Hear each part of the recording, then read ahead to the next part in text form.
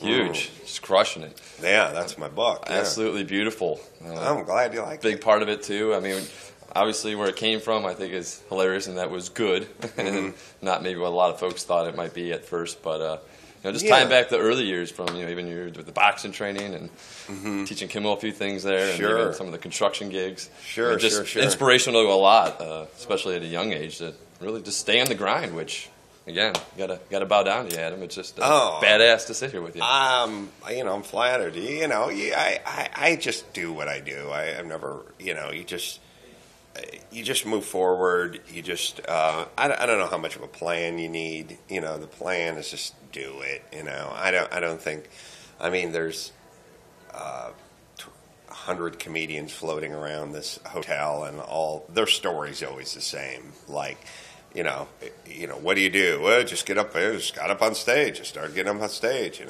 then, I had a good 5 minutes, then I had a good 10 minutes, then next thing you know, I had a half hour, and next thing you know, so-and-so saw me doing such and such, and I started opening for them on the road, and, it's like I wish there was something more magical to all this stuff, but there's really no difference between a career in comedy and a career in manufacturing. It's like, get there, apprentice, learn your craft, put your hopefully you get underneath some guy who knows what he's doing. And when I say underneath, I mean being raped, obviously.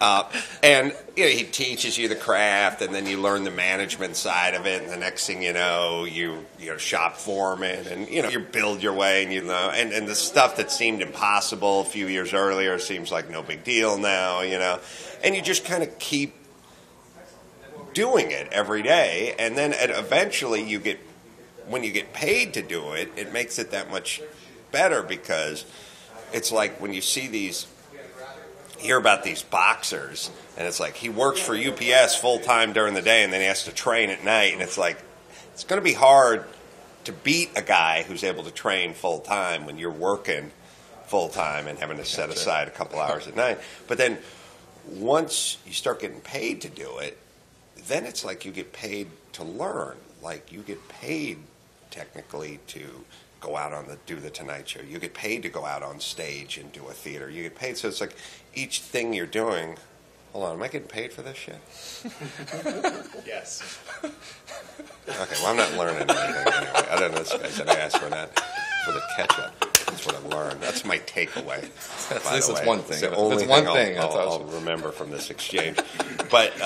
But then you start, it's like, but so with each theater you do, or each club you do, or each whatever you do, you get paid, and then you get a little bit better, and that's how these guys, that's where that chasm is when you're starting off, and you're like, God, how could I ever do an hour and a half? Like I'm doing 5 minutes, and I'm barely getting through 5 minutes, and it seems so daunting, but it's like just put your head down. Life passes quickly. You'll be doing it. I was sitting actually. I did the Tonight Show last week, and I was in my dressing room with Leno, talking cars mainly, and he said, "Hey, I read the book," I said, "Oh, thanks." He said, "Yeah, New York Times bestseller." I said, "Thanks." And I said, "Jay, you don't know, man. I have no education. I could barely read when I left high school. I was cleaning carpets. I was digging ditches."